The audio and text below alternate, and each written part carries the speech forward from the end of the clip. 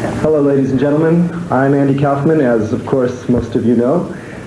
Every week, I'm going to be coming on here, on this station, and I'm going to give you little tips about how you can better your lives and how I could bring you up from the level that you're in right now and bring you up from the squalor that you're living in, the gutter and the garbage that your lives are.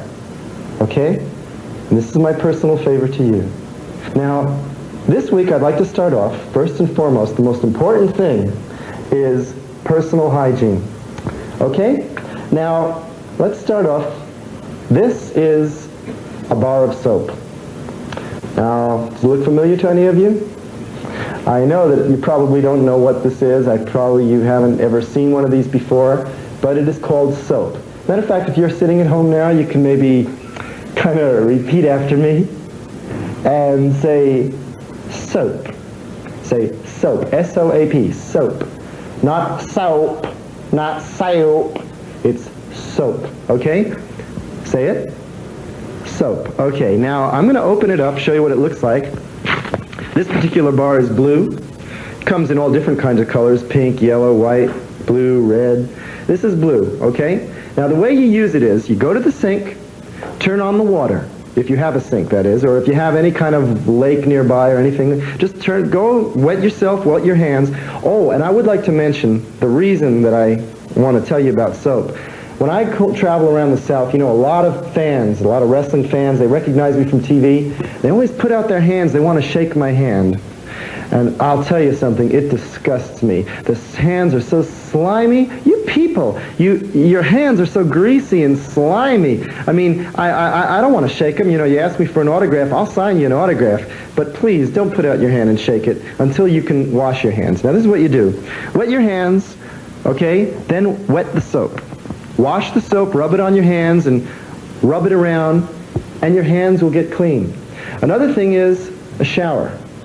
You turn on the water, wet your body, let the water wet your body, wet the soap, rub the soap all over your body till your body is clean.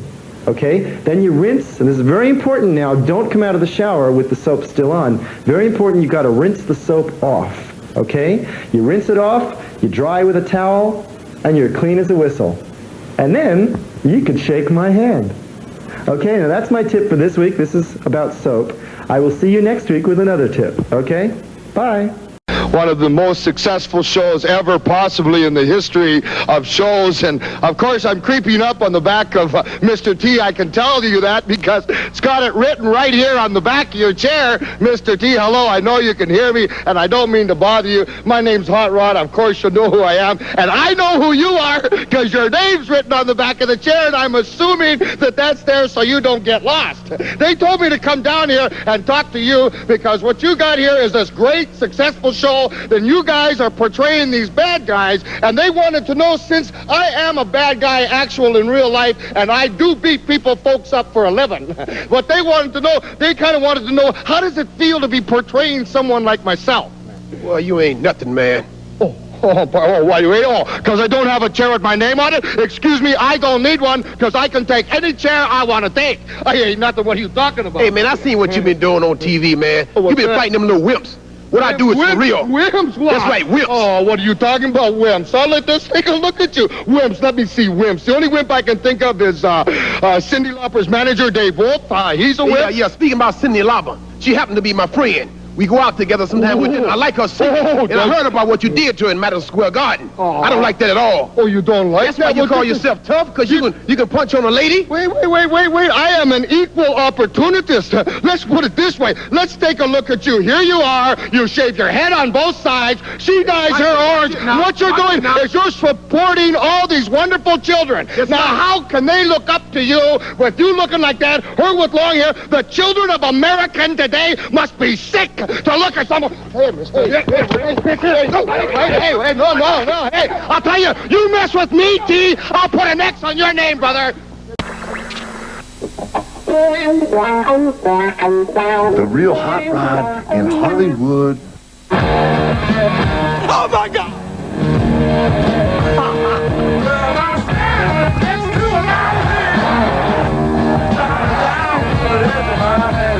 This is the real real hot rod. I seen him in action.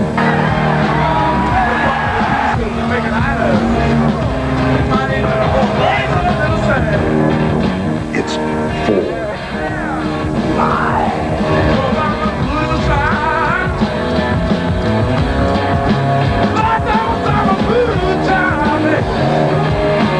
It's about time the man come to town, your town, to kick some serious butt.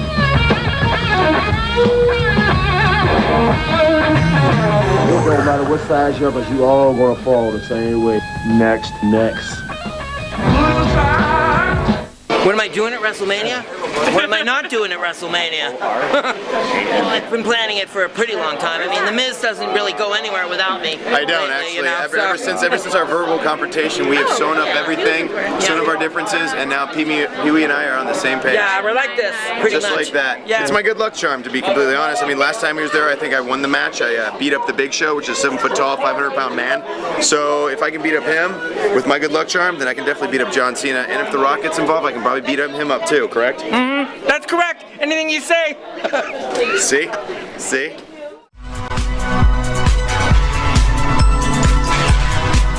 This is the Pro Wrestling Spotlight, presented by Hami Media and the Pro Wrestling Reflection, where we discuss the very best of the best in pro wrestling history.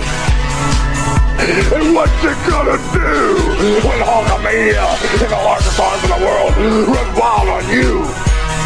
The two soundest wrestlers in the World Wrestling Federation, maybe in the history of the World Wrestling Federation, are right here, right now. Mr. Perfect and the excellence of execution, the Hitman. WrestleMania weekend isn't complete without the Heartbreak Kid, and he is on his way. He put hard times on Dusty Rhodes and his family. They think they got the answers. I change the question. You will rest in peace. Get used to it in Ric Flair.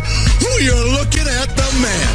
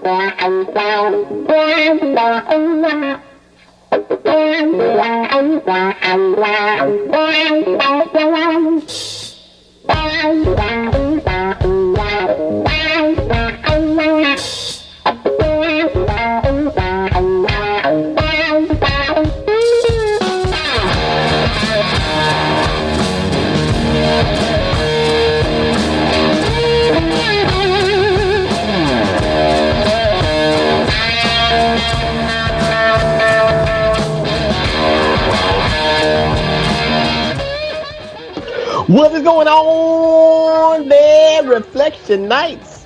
What is going on there to the Vitoites, the Haminites, the PWCites, all the ites all over the world? What is going on to the Magnificent 7, the Elite 8, the 99, the Terrific 10, the Essential 11, the Tubular 12, Thirsty 13, the Fabulous 14, the Fuckable 15? That's for the SNS Express before TW even looks at me weird. But anyway, neither, see, he's smiling, neither here nor there.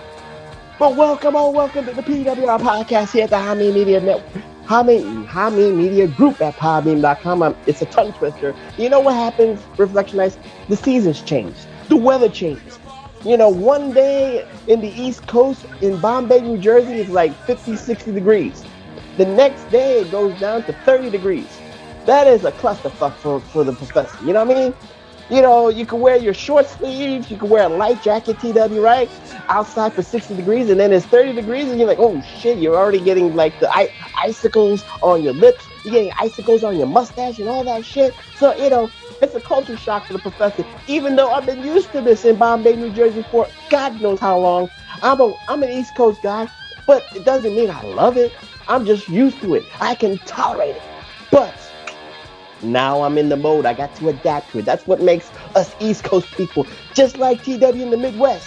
We adapt to winter. We might not like it, but we adapt to it because that's what we are. We are tough as nails. And with that being said, welcome to the PWR podcast. Welcome to the PWR Spotlight here at the Honey Media Group at PWHustle.com.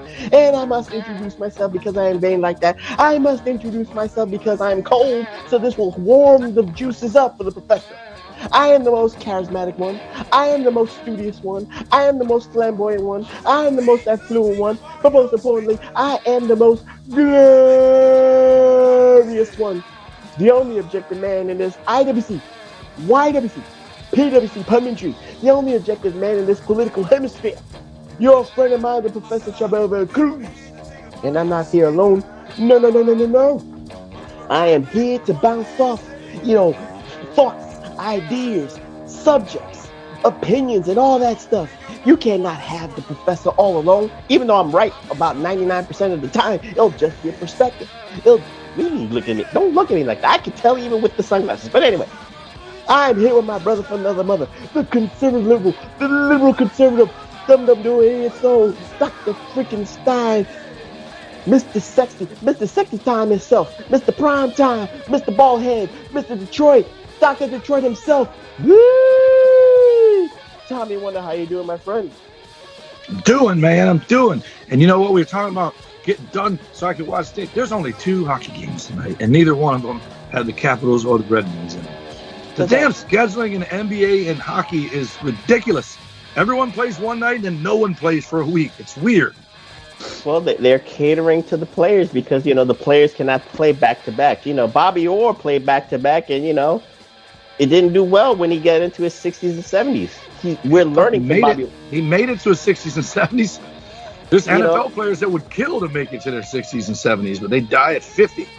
I know. Well, CTE is a motherfucker, but, it's a damn shame. That's the Matthew McConaughey shirt? All right. Well, this right here, this is halfway through November, right here. Little something you care about, the men's prostate. This is to bring awareness to prostate cancer. You get in there with fingers and stuff in the prostate. DMs, but this is why I'm growing this and looking like Burl Ives. But it's also getting close to Christmas time, so it's a good time to look like Burl Ives. It is very funny that you care about a man's prostate issues. It's because I have one. Not just saying, but then it's awareness. The awareness of a man's prostate comes to your face. It comes to your face. You know what it is? It's symbolic. It comes to your face and lips and all that stuff. That means you want to eat men's asses. That's what it is. You want the brown around your face. Look at this. Look at mine and look at yours and tell me who's got brown around their face. You know what? See, I like to mention that shit. No, because you do it with the old people. You do it with older people. That's what it is. You do it old age. So their poop's gray? Yes, there is. And you're doing it with younger people's poop's brown. Biologically, it's been tested true. But based on your logic, then it means you're just doing it with younger dudes. Your own words. With that being said, Reflectionites, welcome. Slide into his TMs. Welcome to the PWR Spotlight. Welcome. I'm trying to do the show, TW. All right, let's not talk about men's prostates. But neither he nor that. Awareness. This is a good thing. We are aware I'm looking like an idiot for prostate cancer awareness. No, you're not. You are looking like Sean Connery. You are looking like George Hamilton with a beard. George Hamilton might not be dead. Doesn't matter if they're dead or not, but they had a beard. That's what I'm just saying. See, I'm giving you praise, and now you're saying they're dead. Which one you want? You want me to praise you? I don't want to look like a dead body. Is what I'm saying. You're not looking like a dead body. When he was alive, you look like him. Is that better? There you go. Okay. Welcome to the PWR Spotlight here at the Honey Media Group at PWHustle.com, and we're already off the rails because we do it live. We don't edit it. We don't do take twos. We sometimes do take twos, but that's because of the Bidenomics of the network Wi-Fi. But neither here nor there.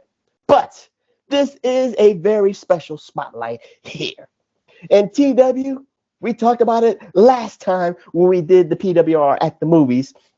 I thought it was apropos since we did a movie episode and we did the wrestling influence into Hollywood.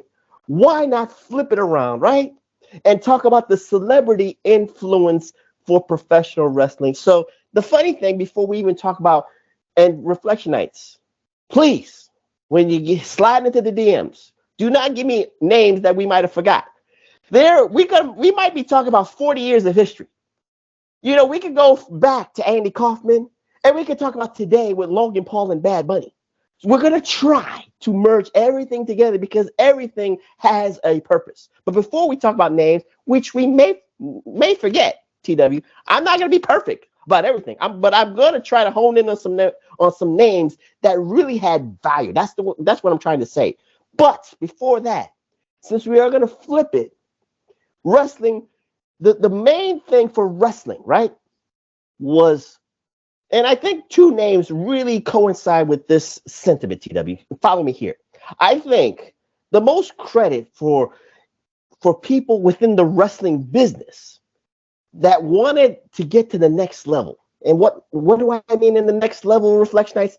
You know, the word that we all know, Main Street, you know, Americana, pop culture status. Two people in the wrestling business really got it, TW. And that one name was Jerry the King Lawler. And the second name, of course, is the patriarch, Vincent Kennedy McMahon Jr. They knew about the bigger picture.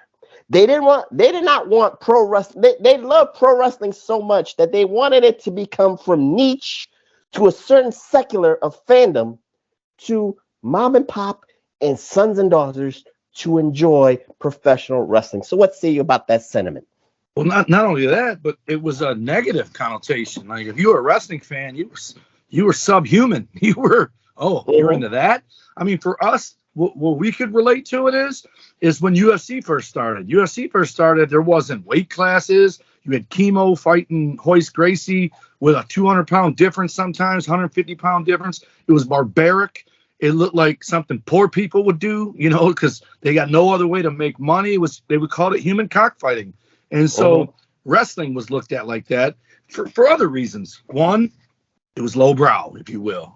Two, people were like, is it real? Is it not real? People can say they knew it was fake all along. Fake's a terrible word. I hate to say that. But a work. Most people don't know what a work means. But before I hold your thought for a second, before we get into the names, TW, but let's be real here, because again, from the Gorgeous George days to maybe Vern Gagne on Chicago syndicated network television, the ratings were there. So we can't say that those. But it was a guilty pleasure. It was a guilty pleasure. Okay, but you know what I'm going with. Yeah, you didn't run around telling people you were a wrestling fan, because if you did, they looked at you differently, right? Okay. Kind of like we look at AEW fans now and there's neckbeards. You know what I mean? Like, no, I don't even mean that to pick on them. I'm saying they're so passionate and you just had impeccable timing when you just said that. That's why I'm laughing and giggling. Well, yeah, but what I'm saying is they're so honed in on just AEW that they're protective of it. When it's floundering, they got to throw an insult at another promotion. If it's doing well, they brag about it and then shit on another promotion. They cannot talk about it without talking about someone else, good, bad, or ugly. And so people, I think, who aren't like that are AEW fans, are afraid to say they're an AEW fan because they're afraid everyone's going to assume they're just like the ones, the vocal minority, if you will. Because I don't think all of their fans are that way. I'm talking about them idiots that you and I don't know if you put me on them fan pages or if they just got, what do you call it, algorithm into me, and I made the mistake of writing on one when it was just a sponsored thing. But I see you writing on there all the time. I write on there all the time. It's like, it's fun. I get sucked into this web. It's fun though.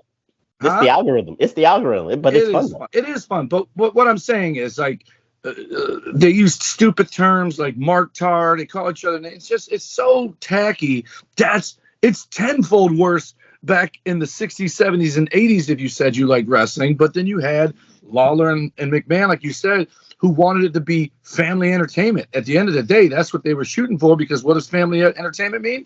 It means Disney money. It means just Little House on the Prairie money. That's the stuff that drew, because it meant more money if you were able to show it to families. If you can only show it to two dudes drinking beer, it's not going to be around for long.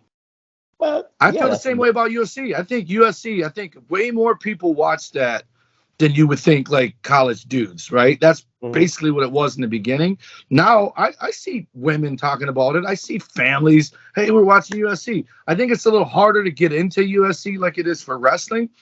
wrestling has characters, right? You get behind, you either love or hate Roman Reigns. You either love or hate MJF. See, I was being fair there. And you follow him every week. With MMA, you might not see your favorite fighter for 3 months. And if he lost, it might be even longer. So it's hard. So that's why for me, the Ultimate Fighter is what got me into UFC, because I got to meet a bunch of dudes at one time.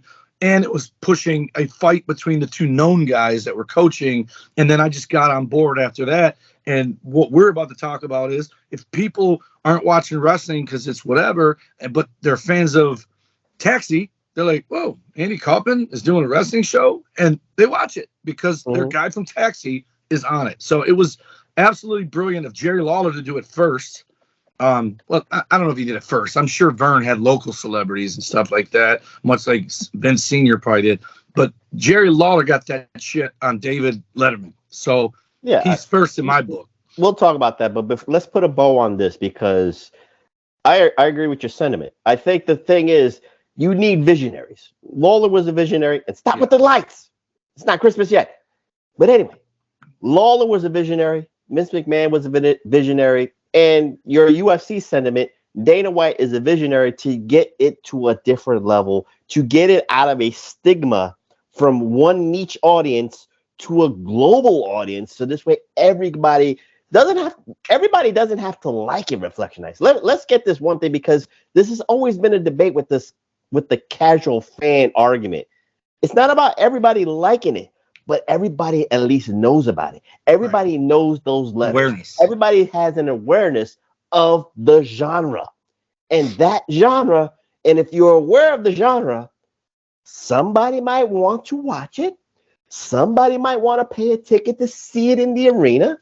Or somebody might want to pay a subscription on the streaming networks or a pay-per-view. And what does that mean? Money, money, money, money. Money. So now, with that being said, we are going to do the PWR Spotlight, and we are going to do the Celebrity Edition Spotlight. And what is that? We are going to name some celebrities that made a considerable amount of contributions into the world. Considerable. You didn't say bull. You said considerable. No, I said considerable. Rewind and take. Check it back. It's your mustache. Your mustache is covering now your ears, because I know what I said. But anyway, let's now get into the list of celebrities past and present. We're not going to talk about the present yet, TW, because again, it's too easy. Because again, Bad Bunny is now taking it to new levels of the world. Mars even knows Bad Bunny is wrestling. That's how big it is. But anyway, let's go backwards. That's not the world. That's the universe. I know what I said. I know what I mean too. But anyway, let's get into this now, because we started with one name, and the considerable first name that everybody knows.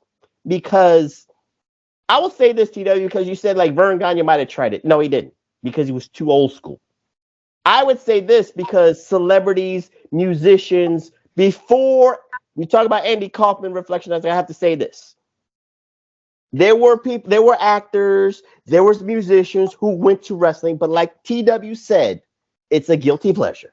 They went to hang out with the wrestlers, they went to the bars to party, and all that stuff. Dusty Rhodes has pictures upon pictures of rock stars, movie stars that he hung out with when they went to Florida, when they went to New York, and all that shit, TW. So we can't say that there has never been a Hollywood connection. But this, to me, is the first legitimate merge between Hollywood or mainstream and professional wrestling to at least hybrid together to make money so people can pay to see it. And like you said, we got to talk about the man from Hollywood, the man from Taxi and ABC, Andy Kaufman. The idea came from Bill Apter, who was shopping Andy Kaufman around. First, he shopped him to Madison Square Garden because he thought, oh, it was apropos for Mr. Hollywood to be in Madison Square Garden, the mecca of professional wrestling, the mecca of all arenas.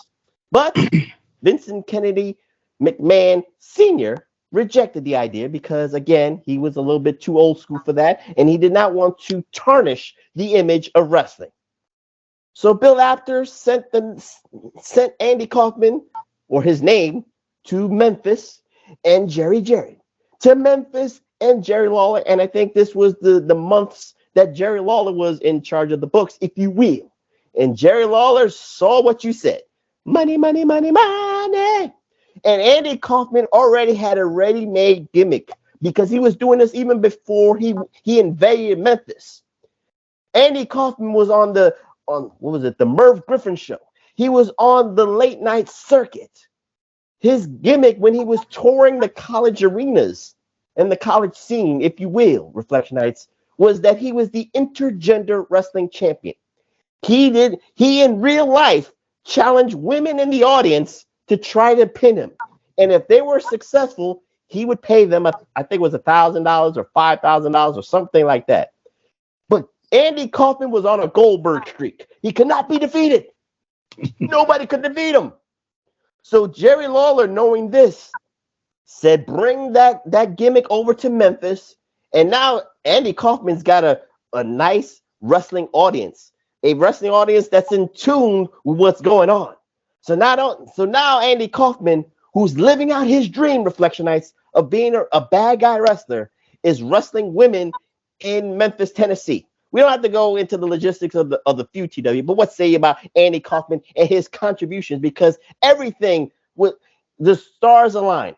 He went into Memphis, he wrestled a couple of women, and then Jerry Lawler and Andy Kaufman, compiled the Foxy Jackson spiel there, and then the David Letterman slap heard around the world or around the country, if you will, and all that stuff. So what say you about Andy Kaufman? Well, first I want to say this. I think we don't give credit to Hollywood yet for this, because this is all Andy Kaufman. This is his own desire, his own dream, his own whatever. It wasn't like Taxi put him there. He did on his own, doing his little stand-up. So I don't think Hollywood gets credit yet for getting on board, but I think he's the reason Hollywood inevitably will get on board, and Lawler gets the other credit for being smart enough to say, heck yeah, we'll do it, because Vince said no, senior. But I don't even think I was into wrestling yet, because this is 84, 83. No, this is like 82. 82, right. Yeah. But I knew about it, and I didn't start watching wrestling until after WrestleMania 1 in 85. So that tells you that it had reach, because it's making its way to a kid in Detroit who don't know shit about shit. I knew about Taxi, but I just remember seeing clips of it on like the news or whatever. So it got eyeballs, and he died not long after all this, right? Wasn't it like within a year of it?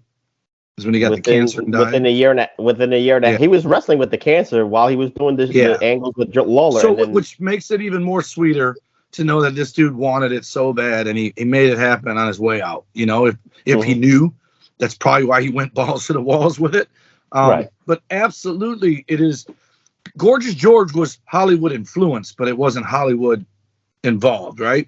Andy Kaufman is straight up out of Hollywood on a hit TV show. I don't know if Taxi was still going by then, but he was famous. And much like when Mr. T did it, he was on the 18, which was a hit show. And so Andy Kaufman doing it is absolutely monumental. If it doesn't happen, who knows if it ever happens or how much longer it takes to happen. And when it does happen, does it snowball the way it did from that point on? Because if he doesn't do it, well, we'd never know, obviously. But it's even more amazing because you have to give more credit to Andy. Remember this before we hold on to your thought. I'm going to say this. It took, because remember, Vincent Kennedy McMahon Sr. rejected it. So there were still old school mentalities and trying to keep, the business kayfabe, keep it a secret, keep it in the inner circle.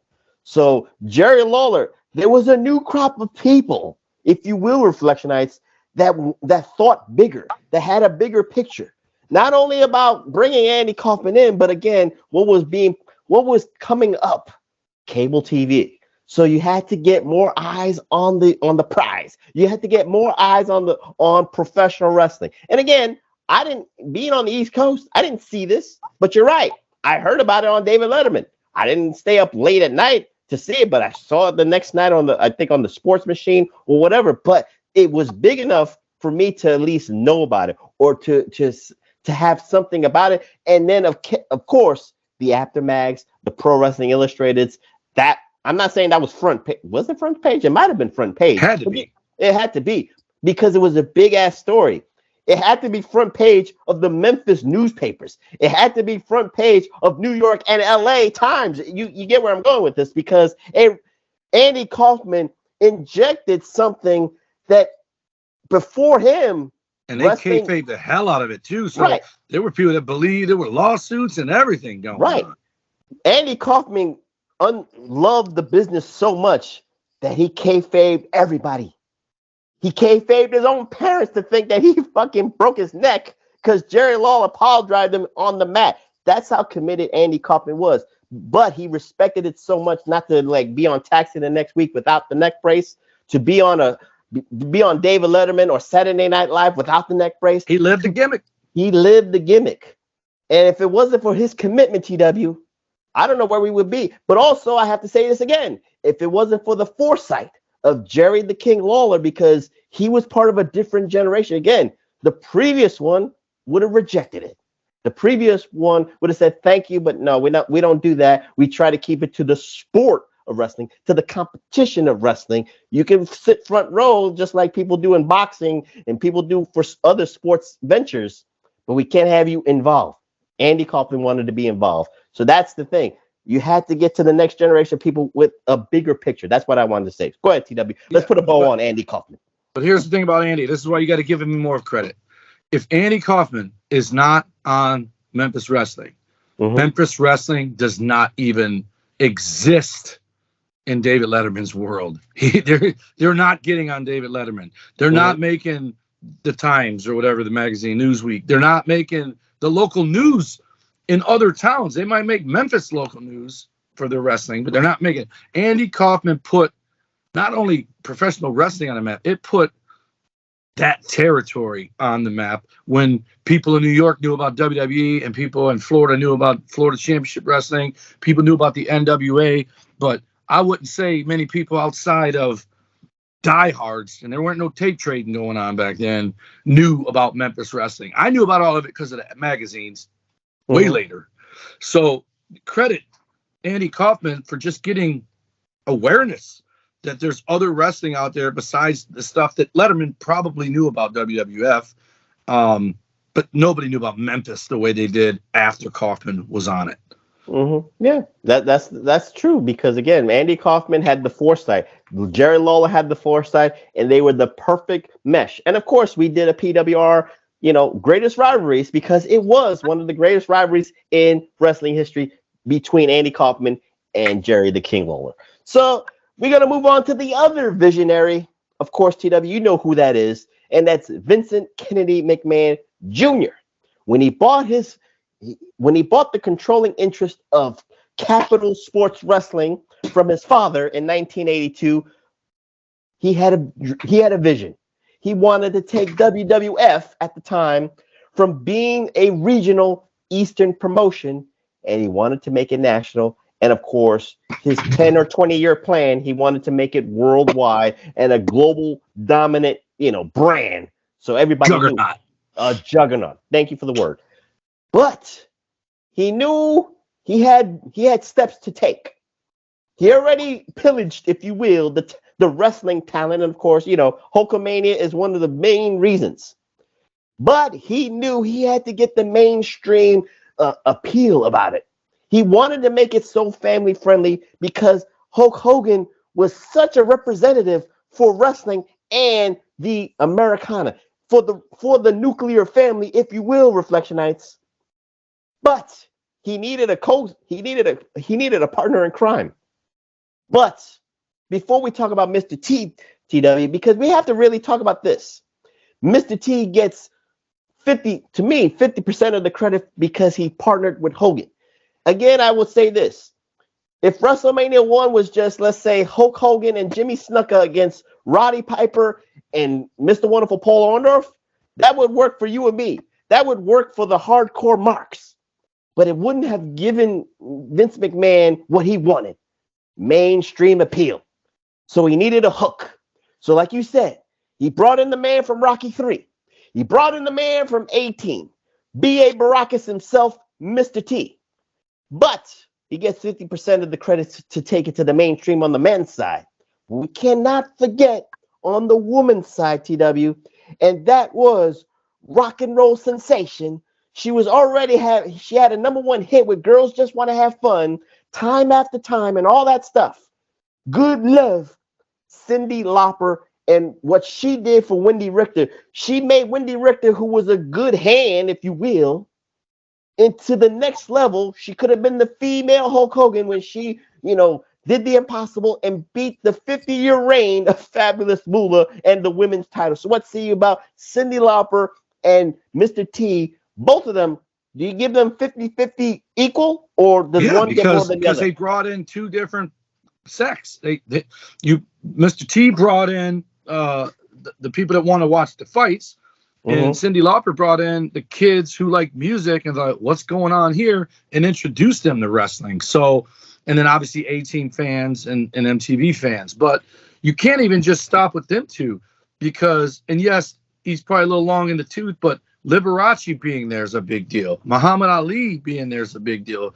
Billy Martin, who probably is the reason you started watching it, because Billy Martin was there from the Yankees, and Bob Uecker eventually, Mary Hart, all these people. Wait, you're saying too many names. I know what you're going with. What I'm saying is, Vince saw what happened with one guy and threw the kitchen sink at WrestleMania, because it made or break him. It would have been his bankruptcy and him flipping burgers for the rest of his life, or him going on to become what he became. And you got to spend money to make money. But Mr. T, I don't even know, like, looking back, I would say the Mr. T stuff ends. The focus is on Piper and Hogan when it's done. It's not on him. Cyndi Lauper, it kept staying on her. Like, and then Wendy Richter shit the bed asking for more money and whatever. Wendy was there, or Cyndi Lauper had been there again, whatever, but she had Captain Lou in her video, all that. It's just, they both brought in two different crowds. Like, Mr. T wasn't going to bring in the people that Cyndi brought in. Cyndi wasn't going to bring in the people that Mr. T brought in, but they brought people in. And then when you see, oh my God, all these other people are there too, they're thinking, everybody's down with this stuff. I got to be down with it. That's what our society is everybody wants to be part of the next trend. Or you're the asshole who wants nothing to do with the trend by being part of it, by knocking it. But either way, you're on board. I would say this, because the way you're describing about which one brings what to the table, if you will, I think I would give Cyndi Lauper a little bit more, because, follow me here, TW, because of the music genre. What was going on with the music genre? MTV. That is a whole different audience. And again, with the explosion and expansion all about wrestling. With cable TV, and you had a demographic from MTV of, let's say, 12 to 29-year-olds that are watching their favorite musicians, actually seeing it on TV. Again, Reflection Nights. If you don't even know this concept, because if you turn on MTV right now, you'll see Real World, or you'll see like The Challenge. You don't see music videos.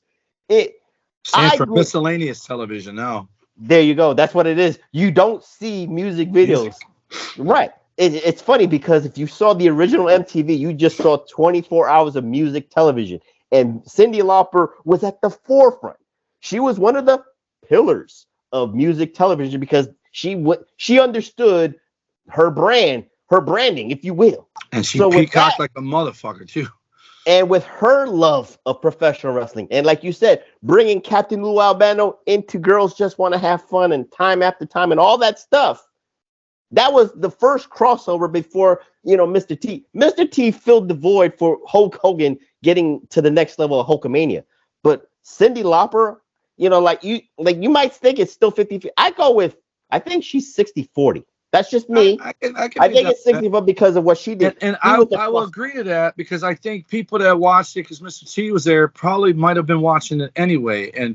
But he might have brought some people that said, oh, we saw him as a boxer, now we're going to see him as a wrestler. So he didn't bring new people, but a lot of people are like, holy shit, Mr. T's going to be, I'm definitely watching now. So maybe he brought people who are on the fence of ordering a pay-per-view and made them order it, but they definitely would have already been aware of. This is my conspiracy, TW. So I'm not saying that TW endorses this. I just thought of this myself. I would think, to me, TW, I don't think Mr. T was Vince McMahon's first choice. You know who his first choice would have been? Stallone. Yes. It would have been Sylvester Stallone and Hulk Hogan versus Piper and Orndorff. And Stallone was smart enough to reject it because he had Rambo, he had Rocky, he was becoming the icon of Hollywood. I think that's just me. The only reason I would say I think if you give them on the table, hey, do you want Stallone or T? They're probably taking Stallone, but for the name recognition, not so much, whatever. But Stallone, I think, is much smaller than Mr. T, who was already small compared to the other guys. But it's still wrestling. It's still wrestling. Suspension of disbelief, like you said. Oh, for sure. But what I think Mr. T has that Stallone doesn't have is he's a character. He fits into wrestling more than Stallone does. Stallone would fit on The Sopranos. Mr. T fits on wrestling or UFC. Right. Well, like I said, that was just my conspiracy. But again, in hindsight, in retrospect, reflection, to me, I still would give Cyndi Lauper that 60-40 advantage because she had a genre that she can bring into the masses. Bring to the masses. Into the masses of professional wrestling. And she really galvanized WWE into the next stratosphere, along with Mr. T validating Hulkamania into the nexus of what he was going to become. So with that being said, TW, I've already said too much. So now we're going to go into, like, let's say the wild card, TW. Just pick out a name. I got pick out a name off the top of your head. I'm gonna pick out an event. Okay. Because now I am watching wrestling, and this blew my mind that it was even happening. Because we're not talking one, we're not talking two, we're talking like 10 of these sons of bitches. Was the WrestleMania 2 Battle Royal where the fucking NFL was half of the damn match, and it was like, whoa, these are actual NFL players, not. And we talked about every week, the NFL is it. They own the United States entertainment eyeballs majority, whatever you want to say they own. They're number one, especially in sports. So to have Bill Fralick and William Perry and Russ Francis, 49er.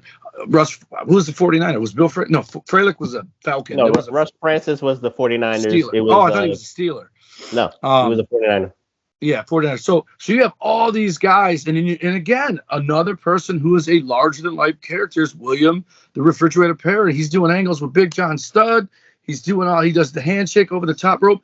That, to me, made me, because by then I'm watching NFL, because 84 is when Jerry Rice was just lighting shit up.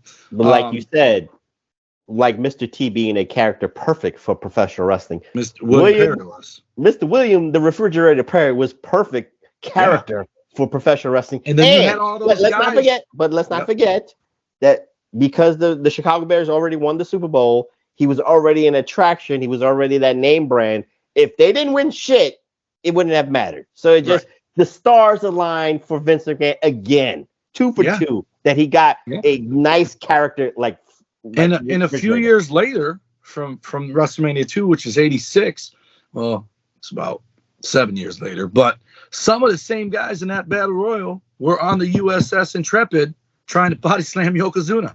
Only Francis and Fralick did it. Fralick, yeah. So that's some, motherfucker. 2 is some. I'm giving you the logistics of who. But what I'm saying is that night, if not sooner, but that night, the NFL and WWE have been connected ever since. Like, there have been NFL and WWE references on each other's programming, especially with Fox, SmackDown being on Fox.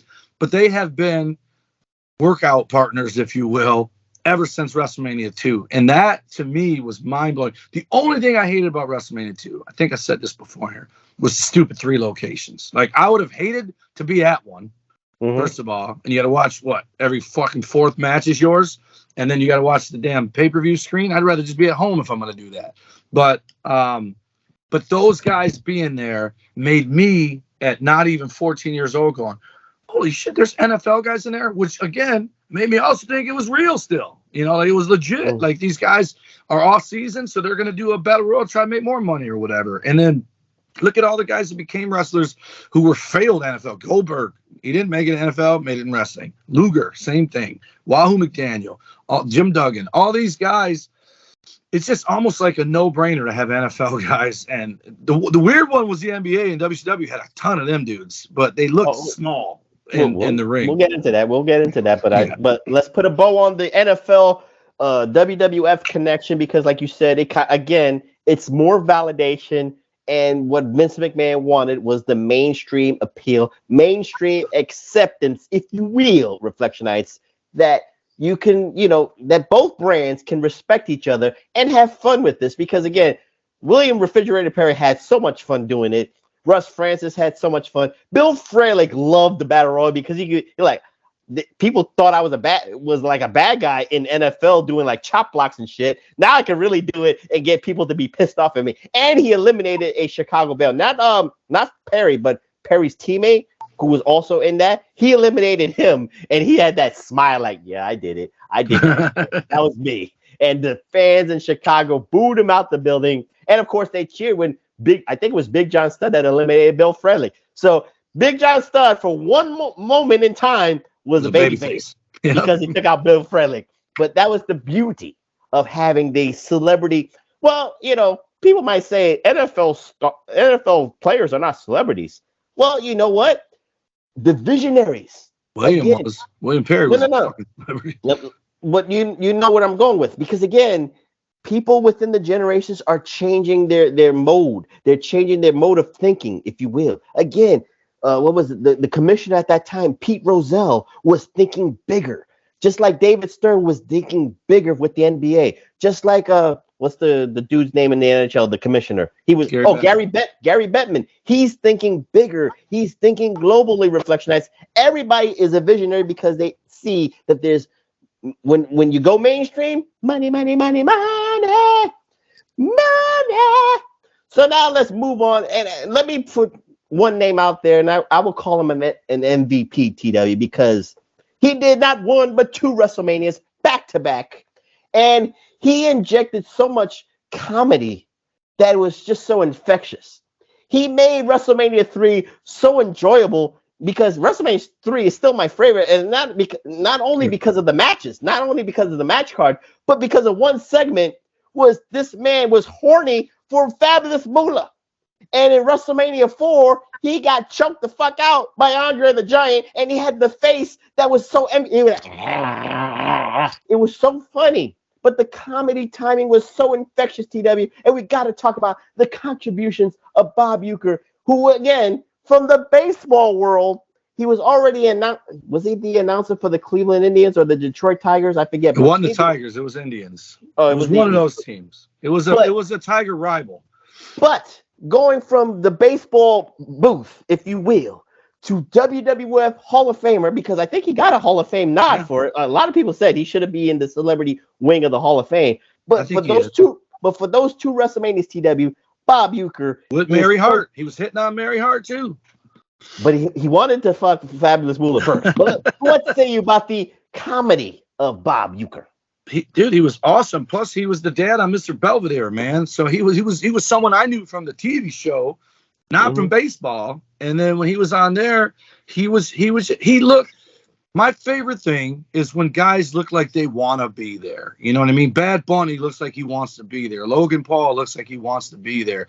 There's not guys there who just look like they want to collect a check. Like some guys have. I don't even know who they are because I forgot about them already. But at the end of the day, he just looked like he was having nothing but a good time there, and that's all you can ask for. Like, you don't want someone there that looks like they're gonna be like you know what, Pam Anderson and Jenny McCarthy. Jenny McCarthy looked like she wanted to be there. Pam Anderson did not. She looked like it was a gig. Where Jenny McCarthy was like, holy shit, this is awesome, that kind of stuff. But that's how I remember it. Maybe Pam Anderson loved it too, but it just Bob Uecker was infectious, and I as soon as you start talking, I knew you were going with him, and I can still see Andre choking him, and I want to say he's still holding the mic, and he's still like, "Hey, what are you doing?" Whatever. He was awesome, man. He was awesome. I'm surprised he only did 2. Well, I thought he did more than 2 because I felt like he was always there. Maybe Bob Uecker's like, "Look, I need more money. You want me? I can give you everything you need. I can give you the comedy timing." Or maybe he didn't want to overexpose himself at every WrestleMania and then people would be tired of him. So he knew 2 was enough, and that was it. And again, how can you top yourself after getting choked out by Andre the Giant? You can't go. any higher than that. That's just my That could have been him writing them off TV right there. That was his angle. right. That's just my humble opinion. But Bob Uecker is definitely a celebrity Hall of Famer for WWE. So the floor is yours, TW. Give out a celebrity for that you like or didn't like or Bob whatever. Uecker selected in 2010. All right, I got one, and I would say this person is someone who I think it was a mutual benefit, right? I actually spent a lot of time not liking the guy for a while because I felt like he used WWE to get his foot in the door and then went to AEW. But it wasn't that. It was, I believe he was friends with Cody, and that's Steve Arnell, the guy from Arrow. That guy had that SummerSlam match. I think it was a tag match. Him and somebody against Stardust and Goldust. Okay. Do you remember what I'm talking about? I know who you're talking. I remember Cody. He did awesome. I remember thinking this dude is every bit as good as Lawrence Taylor was when he did his match. And so he did that, and he was so good. I thought for sure I'd see him again, and then we never saw him again. But the same thing with Lawrence Taylor, he probably whooped his ass. But no, he wasn't done. He ended up in that. Wasn't he part of the first All In? He fought Christopher Daniels. Yeah, so in a singles match? Oh, I gotta watch that. I gotta find it.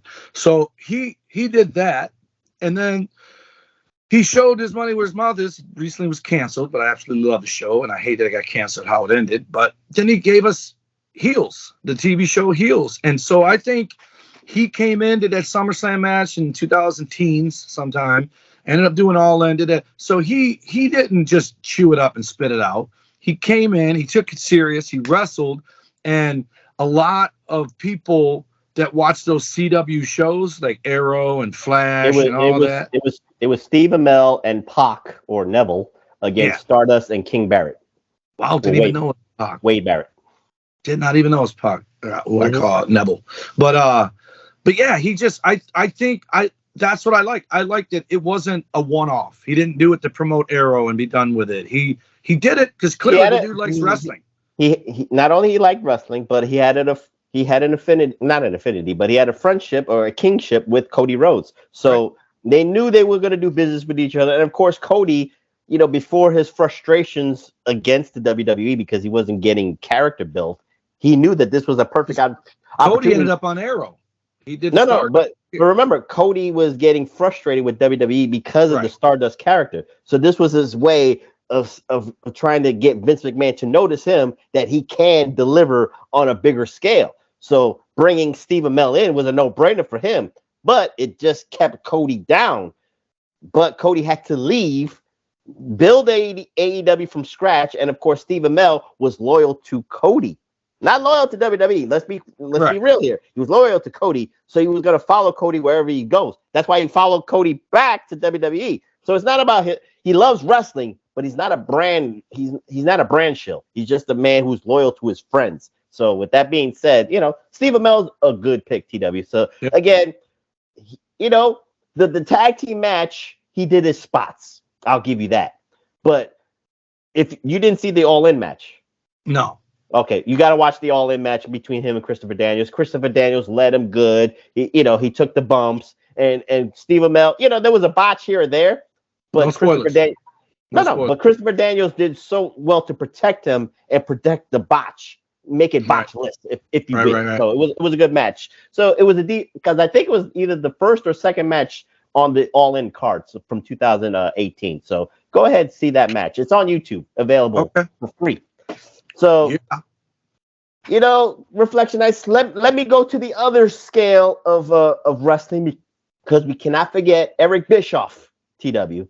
Eric Bischoff, knew from Vince McMahon what worked in the 80s, so he had to inject his own spin of, having that celebrity influence into WCW because he wanted to make WCW into the next level. He wanted to make it mainstream. He wanted to make it on even par with WWE. So when he first started TW, he brought in a whole host of celebrities. He also retreaded Mr. T, which was kind of stupid at that time because Mr. T wasn't the same like he was in 1984 in 1994. He brought in Shaquille O'Neal for Hogan's debut match, but it was apropos because Shaquille O'Neal was the king of Orlando, being in the Orlando Magic. But I guess let's say the home run hitting celebrity infusion, if you will, was 2 from the NBA. And that was the Worm Dennis Rodman and Karl Malone from the Utah Jazz. And DDP said it himself, Reflectionites, don't quote me on this, but the highest buy rated pay-per-view was when, I think it was Bash at the Beach, 1998 TW, when Hollywood Hogan and Dennis Rodman faced DDP and Karl Malone. So, with that injection of not Hollywood, but sports entertainment, if you will, celebrities from the NBA to WCW. But let's not forget the media blitz. Let's not forget the Tonight Show with Jay Leno. It was a match made in heaven for Eric Bischoff. Now, people might say it was kind of too quick. It was just, they were trying to throw things up in the air for ratings purposes, but it got people talking. So what say you about Karl Malone and Dennis Rodman? And they stuck around. That's what I liked about them. It was like, I had heat with Karl Malone too, man, because I was a Lakers fan. And then when him and Gary Payton went there for like league minimum to try to get a ring they didn't earn, and then the Pistons beat them. And that was the only time I ever cheered against the Lakers in the finals, is because they were playing against the Pistons. But Karl Malone, he looked lost in there at times, but so did Rodman. Looked clunky as shit in there at times. And they both looked tiny. Karl Malone looked like a beast in the NBA. And then in the ring, he looked tall and skinny, right? But he looked massive in the court. But those two guys had a career like that. It wasn't a one-off. It was, and we keep talking about Mr. T, like he's in the Hall of Fame, but he had a career. It wasn't, the career that a wrestler would have. It was a career for a celebrity involved in wrestling. But didn't even Karl Malone and Rodman, didn't they do an AEW too? No. Maybe Rodman, not Malone though. I thought Malone did too, and maybe I thought they did Impact. But anywhere Hogan went, those guys would go. But because Rodman is Hogan's guy and DDP is Mailman's guy, I think they became real friends after the whatever. Yeah. But yeah, I wouldn't doubt it. And if the NBA was pushing it, were they actually still active? Because I don't think Malone was active. He was retired. What year? You're talking about 98? When they had the match. Yeah, they were both active. They were in the prime. What the fuck? They lost to the Pistons in 04 or whatever. Yeah. Yeah. Damn. We're talking about 98. They did the finals, and 2 weeks later, they went to Bash at the Beach. Yeah. So you already had heat from the NBA finals where the Bulls won. So Karl Malone can, stiff him, if you will, at Bash at the Beach to get a little bit of one-uppance on Dennis Rodman. But I'll say this. I think... Damn, I didn't realize that was all the way back in 98, man. That was... You was wrestling. You was taking chair shots. That's what it is. I was watching this shit. So yeah. Scar right here. Los Rudos was battling the public enemas. So with that being said, but Dennis Rodman was more committed because he was more... Well, I wouldn't say more committed. No, he was the Peacock. He was Dalton Castle before Dalton Castle was born. But Dennis Rodman did have a match in 1997 with Hulk Hogan against the Giant and the Total Package Lex Luger.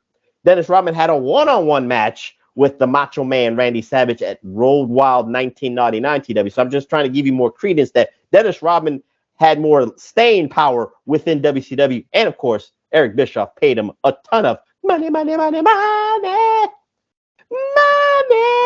Karl Malone came back. He wasn't there just once. No, he did a couple of nitros, but he only did that Bash at the Beach, and that was it. So so I'm just being real here. No, I believe you. You know better than I would. Yeah. So I'm just being real. So TW again. I don't like to hogga. This is your show too, so I need you to give me another name of a celebrity influence that you liked or did not like, or just one of those. I'm gonna do it not for me, but I'm gonna do it because this one helped turn the tide.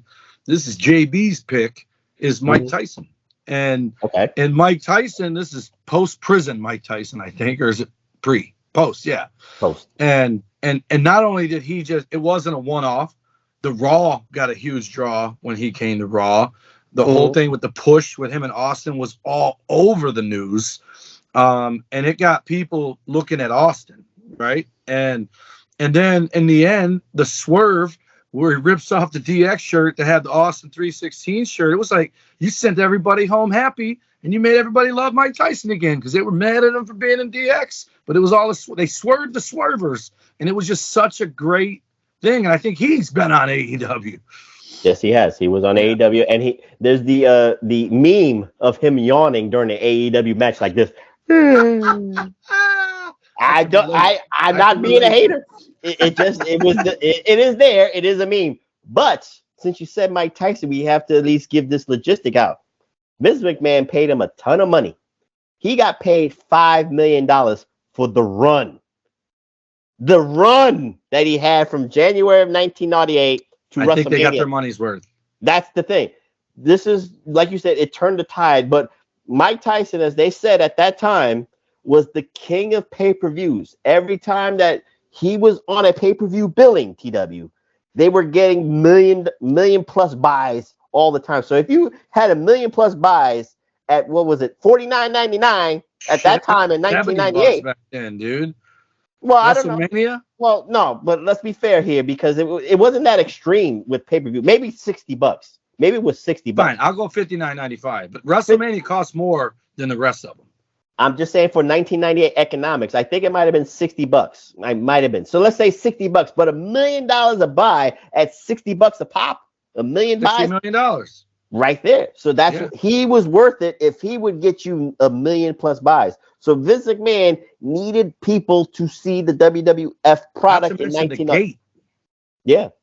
So, Vince McMahon would have loved to have done a stadium in 1998 with Tyson involved in that match. He would have had 100,000. He could have sold out maybe the Los Angeles Sports Arena or the Coliseum. You know what I'm talking about? Where it was they wanted the Rose Bowl. They wanted to do 100,000 a couple of years prior to that, but they couldn't.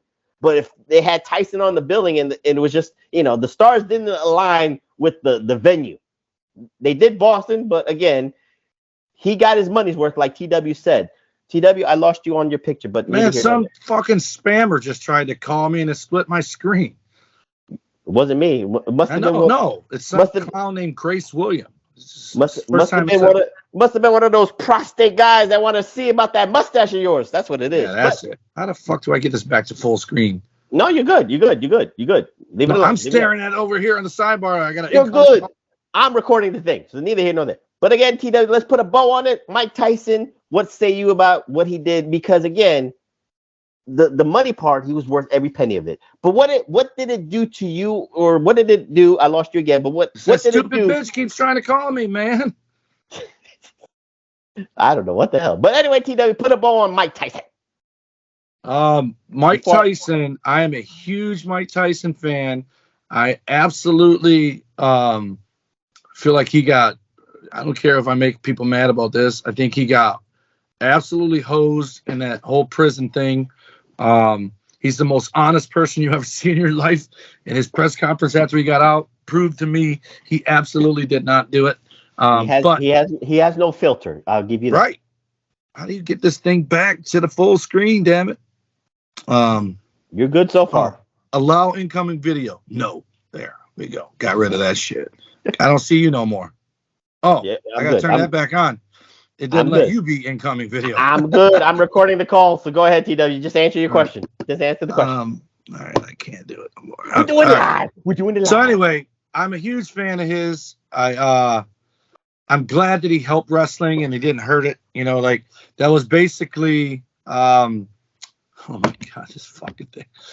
That damn stupid spam. But anyways, he changed the game, man. He's the reason WCW got bought by WWE because when they were on their last legs, he hit that last 1-2 punch and knocked him out and changed the tide. And they were chasing WWE ever since that to the point where they just went and sold for peanuts. Mm-hmm.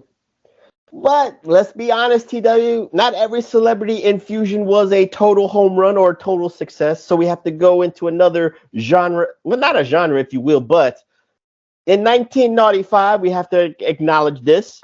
It wasn't a home run, but I think Vince McMahon thought that his stature was bigger. But in actuality, TW, he was only in the East Coast, and that was Lawrence Taylor. But he had a great dance partner in Bam Bam Bigelow for WrestleMania in Hartford, Connecticut. Now, people, the hardcores can say it's the worst WrestleMania ever, whatever the case may be. But Vince McMahon thought that Lawrence Taylor could still offer that mainstream appeal. He is one of the greatest linebackers in NFL history, no doubt about it. But I think that Vince McMahon thought that he can inject more crossover appeal, but that's just not what Lawrence Taylor had. He had for the game itself, it was beautiful. But outside of that, in terms of charisma, I didn't see it. And I'm being honest. And I'm not saying I was a Giant fan, but I kept up with the Giants. So what say you about, let's say not the home run, but let's say the bunt tip of Lawrence Taylor for WrestleMania? He looked like a fish out of water, like the promos and stuff like that. But when you saw him getting interviewed in the NFL or interviewed on ESPN or interviewed something like that, he was like Deion Sanders. Like he had people with him. Well, dude, what is going on? Dude? I just blocked about 7 people, and another one just came through. They all want you now. I don't know. I've never answered one. So but again, this is why I always harp on him. He did the work, man, and I'm telling you, he put on a good match.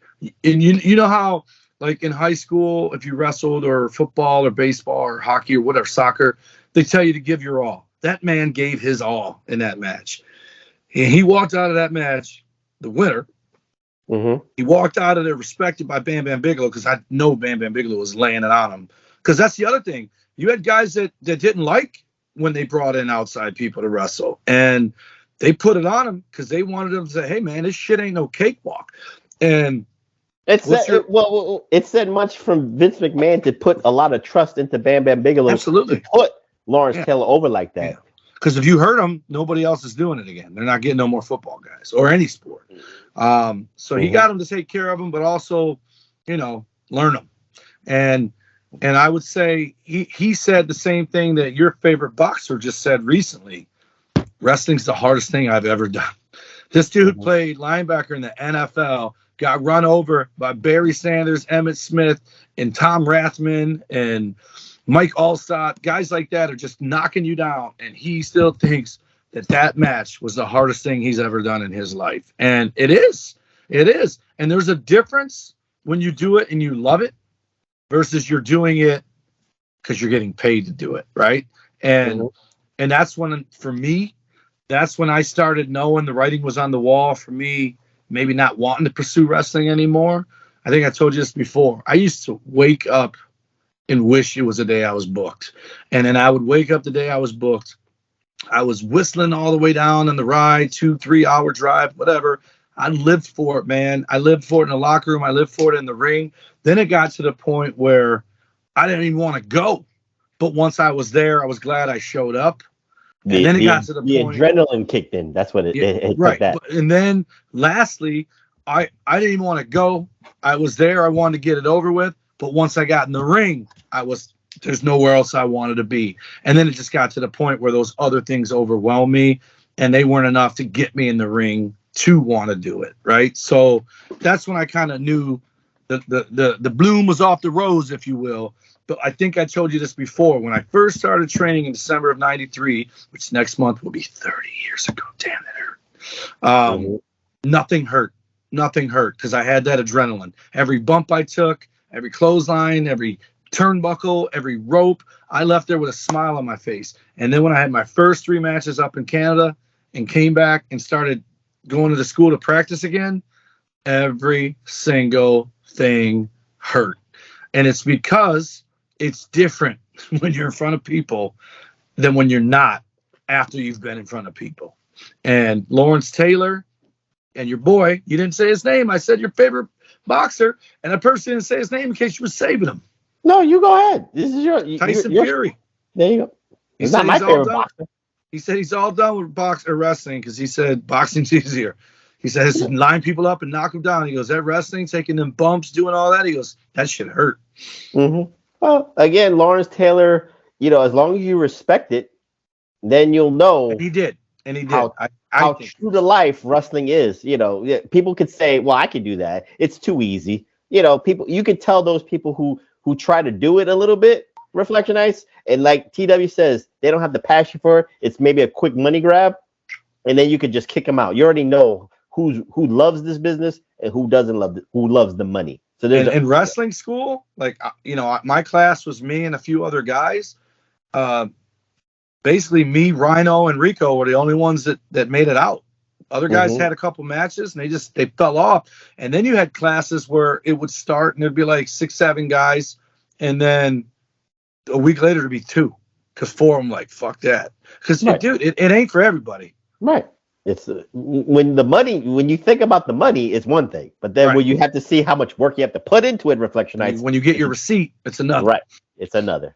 So with that being said, we have to at least, I want to acknowledge one of the greatest crossovers from the celebrity world into wrestling, who has made it a Hall of Fame career. We cannot deny this, TW. But Mike Mizanin, aka The Miz, who went from MTV's The Real World, who already on MTV created the Miz character, and annoyed to be it. And annoyed the 6 roommates that he had in New York, who did the challenge, who did Tough Enough, has parlayed that into a 20-year career. I met him in 2005. Wow. But we have to at least acknowledge that crossover again with The Miz. What you said, TW, Miz exemplifies that, because what does he have? The passion. So what say you about The Miz? Like I said, I pick up the name, I'll drop it again. When I met him at the Survivor Series in 05, it was my last thing I did for almost 4 years, almost 5. He sat there, people shunned him.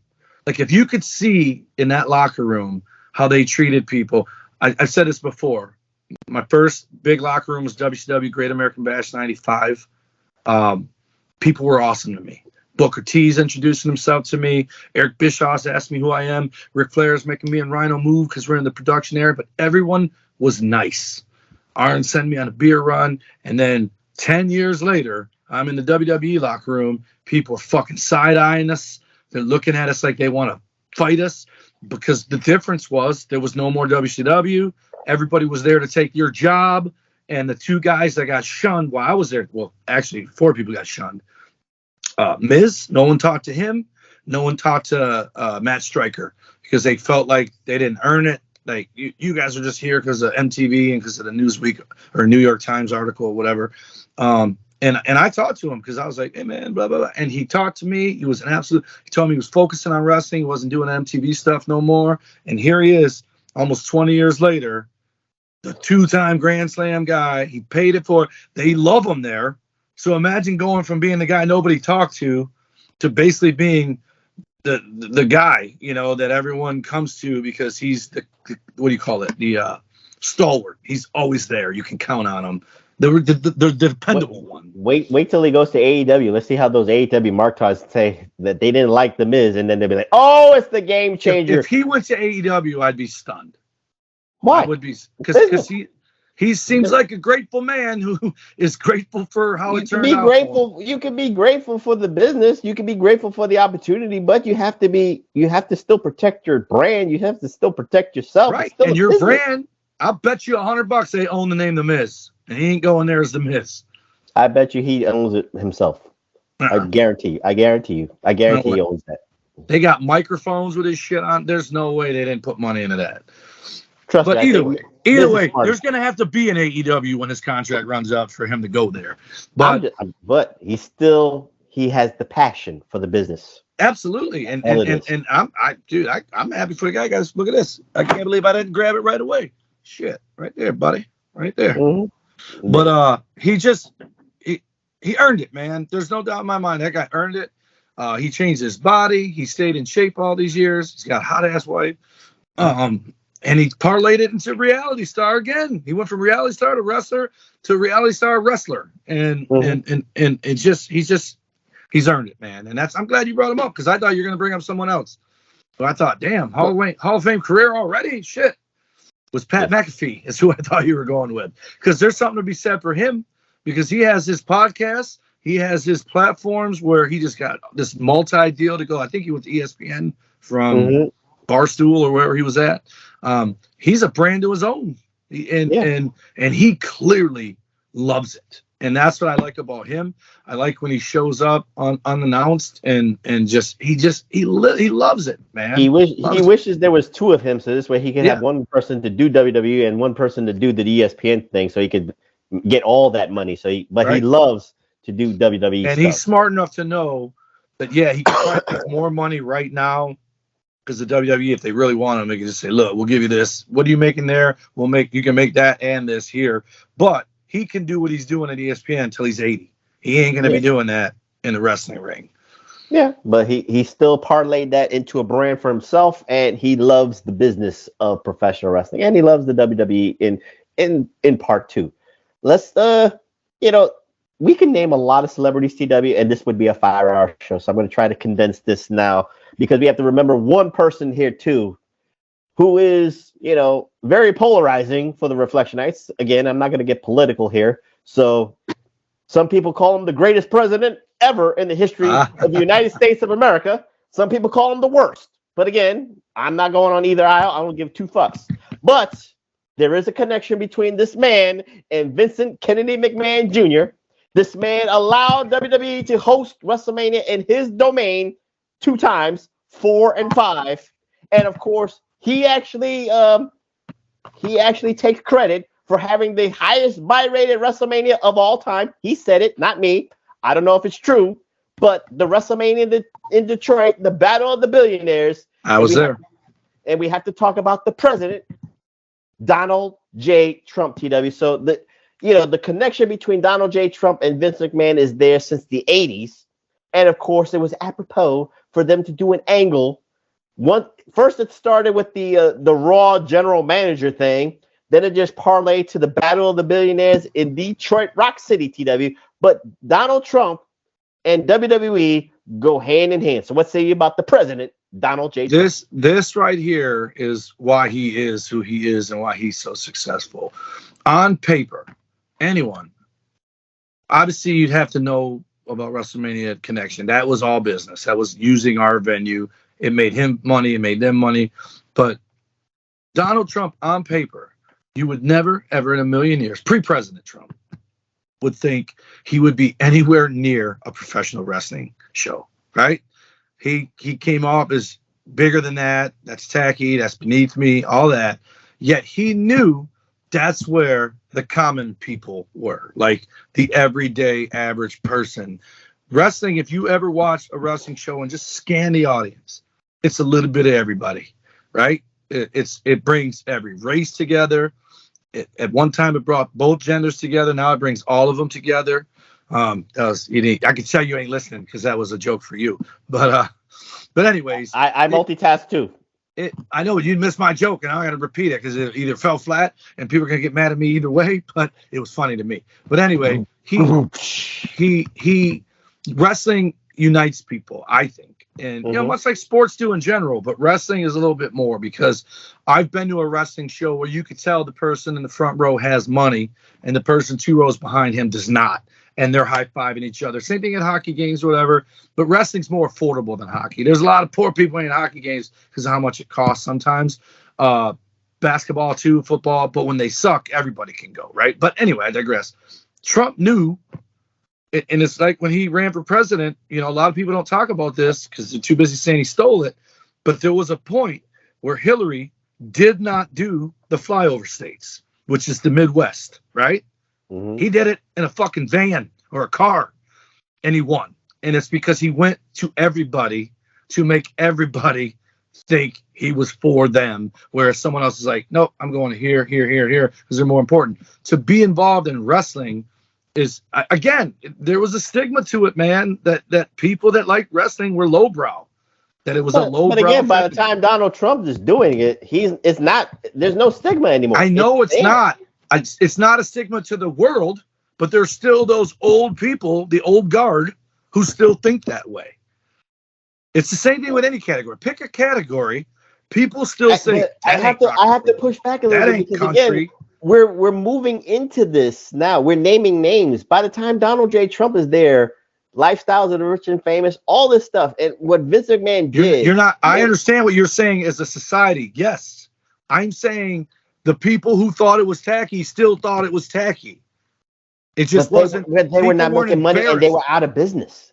Yes, Vince McMahon proved them wrong, and Donald Trump saw so the to see him there means he's like that, not like you would have thought he was. That's my point. Okay. He isn't what I thought he was. Like, I thought he would be like, fuck wrestling, you know, because those people still exist.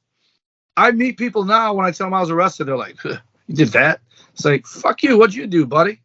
I chased a dream, motherfucker. Doesn't matter what it was. I chased a dream. What'd you do? Chased money. I'm happier than you. But talk about you said you was there. I was there. I was as a fan. My buddy won tickets on the radio. I went as a fan. Talk about the atmosphere about the Battle of the Billion. The match sucked, but the Battle of the Billionaires, because that was a horrible spear. It was over. And when he tried escaping, and I think it was Austin that stopped him. Lashley. Somebody stopped him and put him back in the ring and shaved his head. And the place went crazy. Vince got shaved, not Trump. Anyway, the whole thing was over, man. The thing was over, and him being there, and it's obviously he was there. I'm just saying that the Donald Trump spear was horrible to Vince McMahon. All of it was.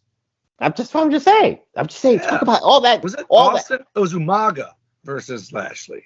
Yeah, Austin was the referee. Yes. Yeah. Jeez, I have a better memory, and I wasn't there. That was so Cena bad. versus Michaels, and Michaels tapped to the damn STF, and I was mad. But yeah, it was a good show. I want to go back a little bit. Let's rewind this back. Okay. People say, I have a hard time because you're going to have to remind me who else was on this show. People think that the Lawrence Taylor WrestleMania is the worst WrestleMania ever. Yes. Which one is it? WrestleMania 11. I thought, is 10 the good one? 10 was MSG. What is that? Michael's ladder match 10? Yeah. Okay, that's a good one. If you're telling me that the Lawrence Taylor Bam Bam Bigelow match is on the same show of Doink versus Crush, where Macho Man was doing WrestleMania 9. That's the fucking worst one. It ain't 11. I'm not saying I agree with it. I'm just saying people have voted. WrestleMania 11 is the worst WrestleMania. I'm not making this shit up. I'm gonna go back and look at the card, because the match card, as Ray always says. Just Google worst WrestleManias and you'll see these links. And WrestleMania 11 is either the second or the worst WrestleMania ever. It's got to be 9. 9 has to be the worst one. Doink versus Crush. That was actually a good match. But we're not talking about matches here. They're hanging them up in the. We're not talking about matches. We're talking about celebrities. Okay. I'm talking about that fucking 11 is not worse than 9. We have a show. You've been getting spam calls. We're past Trump. Who you got next? Well, you could go. You have a name? Do you have a thought? Do you have a celebrity? Okay, well, talk about him. This guy in the last week is everywhere. He's got the belt at UFC, which isn't really that big a deal because they're the same company. But he's on Fox Business with the belt. He's on he's having sex with his fiance with the belt on. So it's beautiful stuff. He's what? He's having sex with the belt on with his wife. Yeah, he's showering. He's taking that belt everywhere. It's funny because there's people that are, you get the belt to a part-timer. Yet this whole press tour is to say, I'm retired from boxing and I'm going to be a full-time wrestler. And I won my first belt. Anyway, picture him being on all these things without that belt. It doesn't have the same hit. When you see him with that belt, like when you see NFL teams celebrating with the belt they give them for winning the Super Bowl, the MLB guys winning, it makes you think now of wrestling, not just that you're looking at Logan Paul. Well, there's a different dimension with Logan Paul, and I don't dispute that. The dimension is now, what do you gain from Logan Paul? And this is where the WWE is trying to see, because this is a different metric, TW. So follow me here. Yeah. Logan Paul has, let's say, 50 million TikTok subscribers. I don't have a TikTok, so I'm not a subscriber. but he has 50 million. So he is a influencer par excellence. People know that name, Logan Paul, the Paul I brothers. want to say he had more and lost some because of that incident. Right. But he had the YouTube channel with him and his brother, Jake Paul. Yep. And they parlayed that to That's TikTok. the one that he had more. Yeah. They parlayed that into other business ventures. But like you said, the controversy with the YouTube thing and the stuff in China, I forget what it was. Japan. Or Japan. Suicide Force. Yeah. But they knew for themselves they had to market and branch out. So what did they do? They took advantage of the sports atmosphere. Whether at the first, this is the way I'll look at it for myself. If you disagree, go ahead. Disagree. I think they wanted to take advantage of boxing. They wanted to take advantage of wrestling to see what they gain out of that. But out of taking advantage of it, we see how dedicated the Pauls are. Jake Paul and Logan Paul are dedicated. They take the boxing seriously.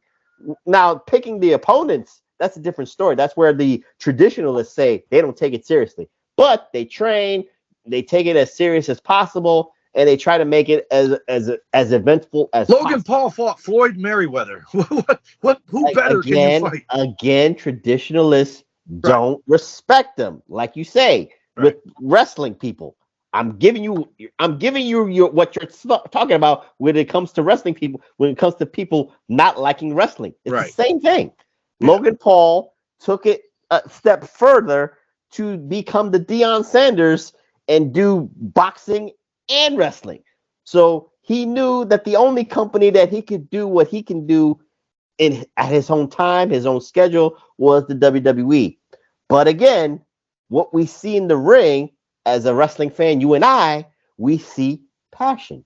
We see him taking this shit seriously. We see a guy who's not only a year into wrestling, look like he's been doing it for 10, 12 years, and he's got it.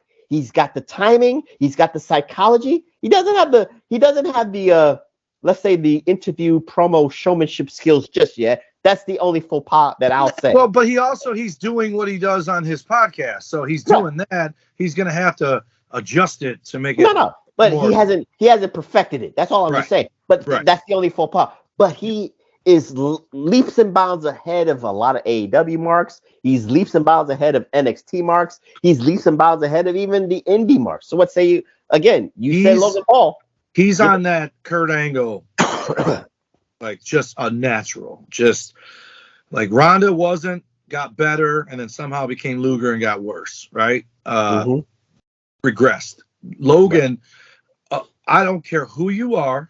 I don't care if you fucking hate WWE, and I put that in quotes because I don't think any of those guys really.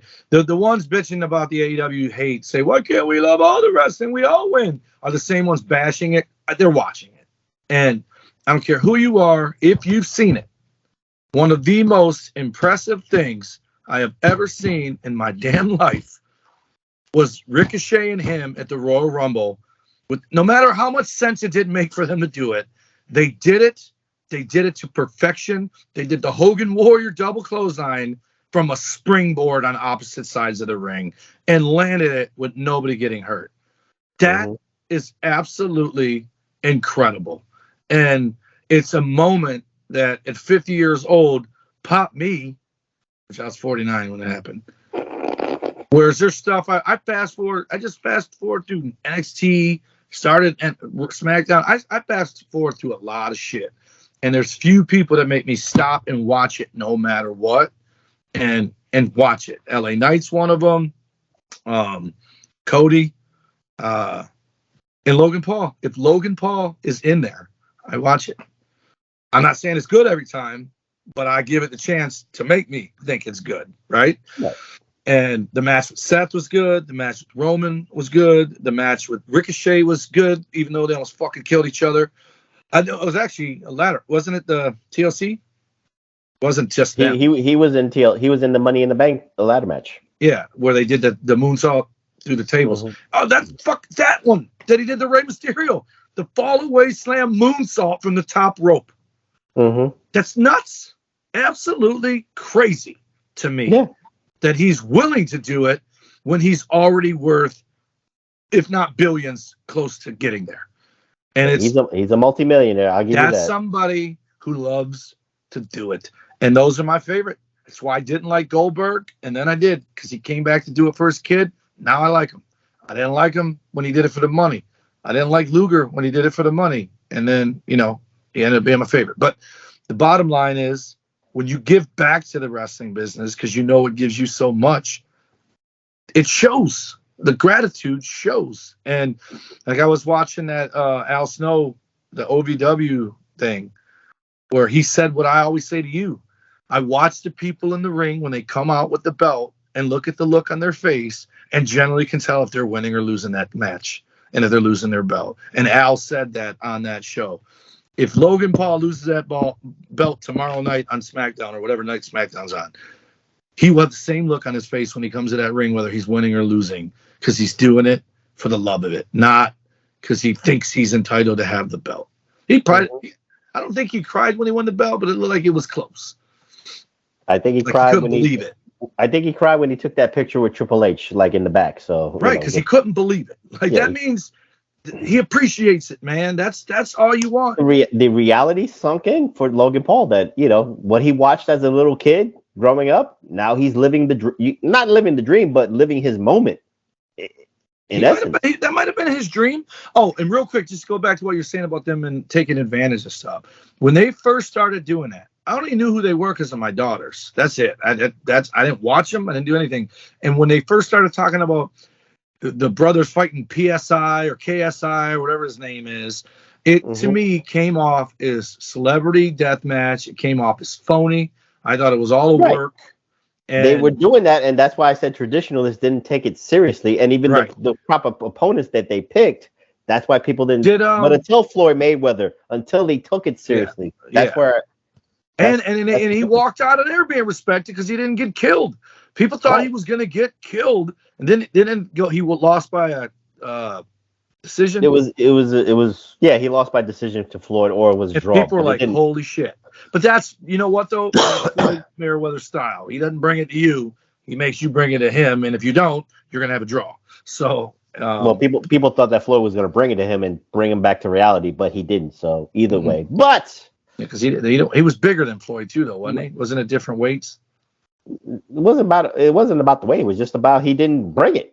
A boxer. I understand that, but I'm saying if a 220-pound guy punches a 180-pound guy in the face, it fucking hurts a little bit, Professor. That's what I'm saying. Floyd is a welterweight, isn't he? Is he welterweight? That's what I'm saying. There was a big difference in weight.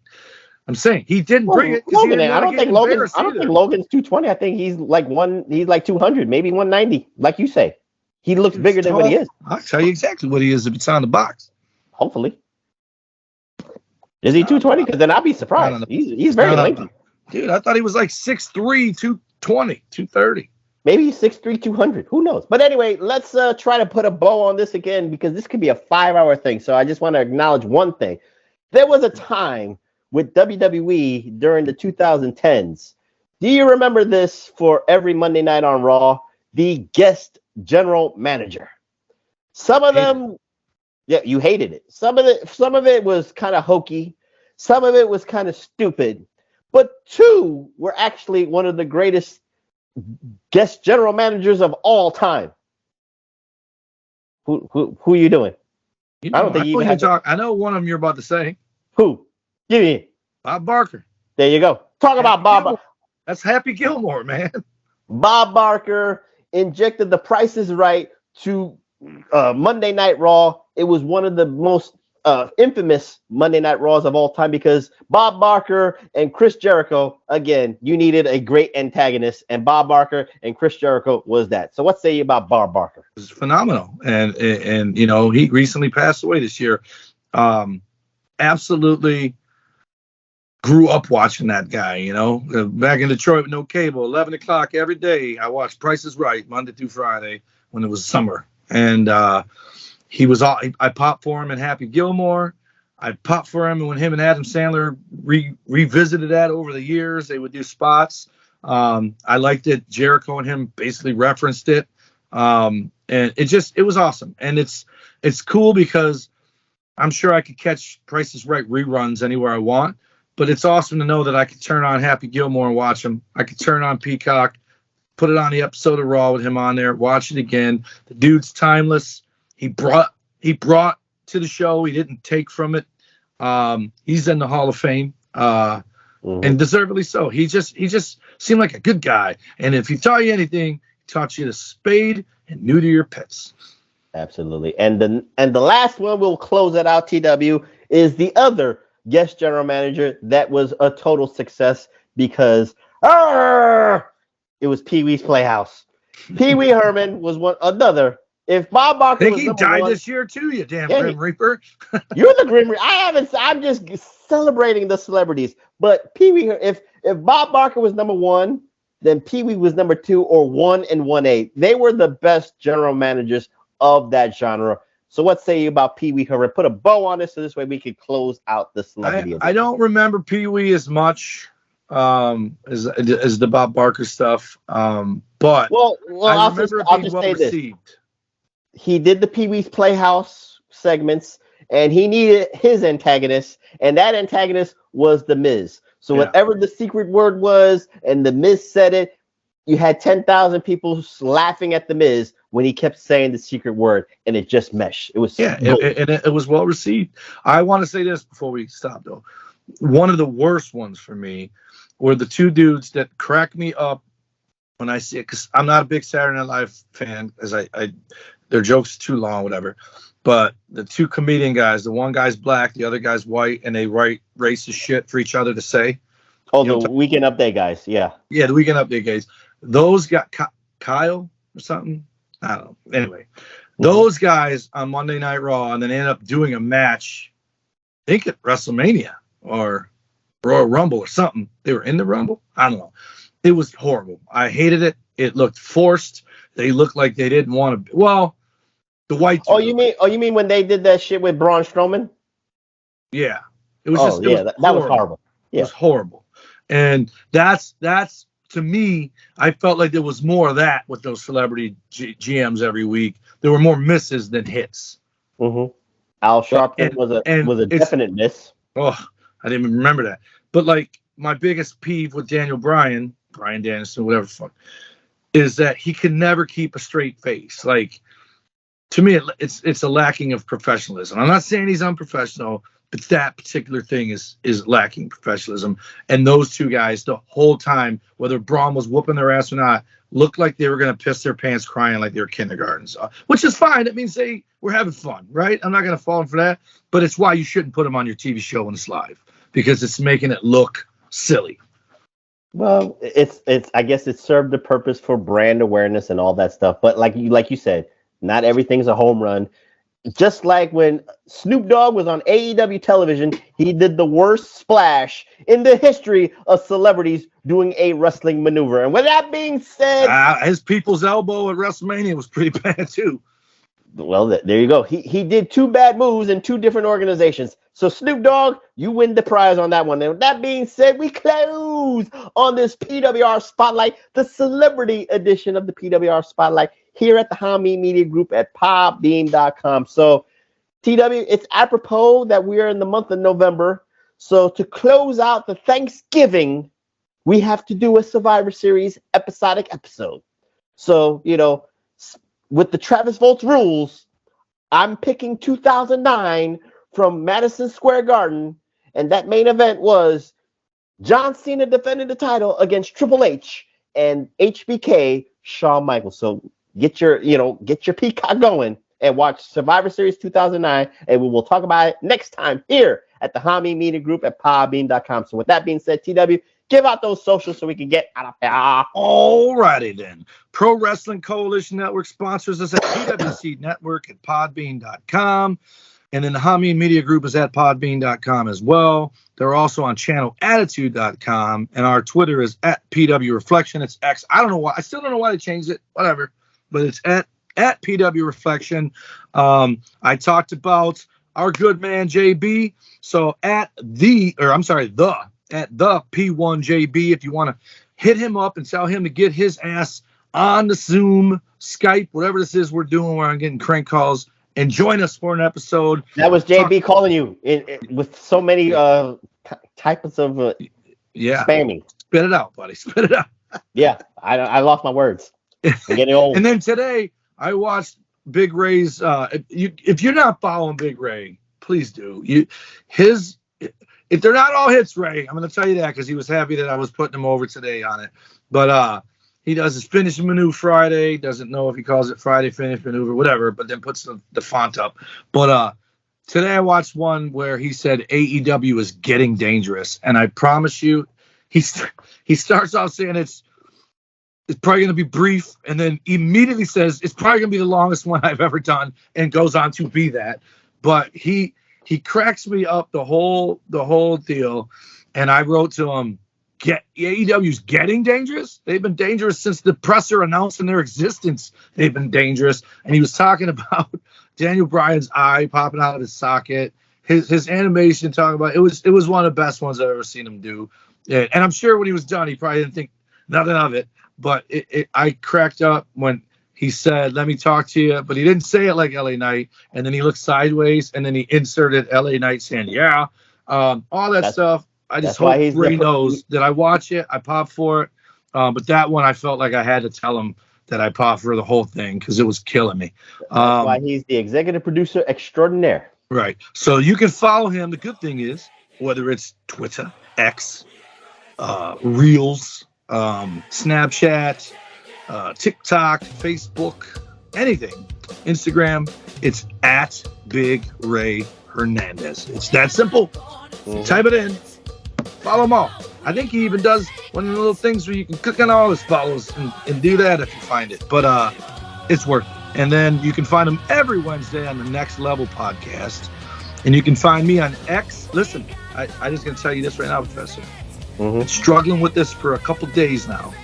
I absolutely think I'm getting rid of threads because Instagram likes to throw them in between the thing, and it's always something I disagree with. So it's not adding to my life. Yes. It's nothing but agitation. I go there and I get ugly with these people, and I just think, what would Jesus do? He wouldn't do that. So rather than participate in these, and again, I'm not saying I'm right all the time, but I'm saying the stuff that I respond to they're so wrong that I can't not respond to it. So I'm gonna cancel threads, but until I do, I'll still give out that one. So you can find me at Instagram and X and Threads at TommyWonder19. You can find me on Instagram and X at The Tommy Wonder, where I'm also on TikTok as at The Tommy Wonder. My Snapchat is #Wonder, Facebook.com / Tommy Wonder. And then Dum Doing Idiot. We might be doing the one chip challenge again. It'll be our third one.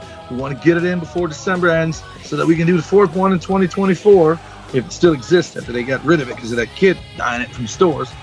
But Dum Duo and an Idiot on YouTube. And then you can catch Big Vito and Noel on their stuff at bigvitobrand.wixsite.com, patreon.com / the Big Vito Brand.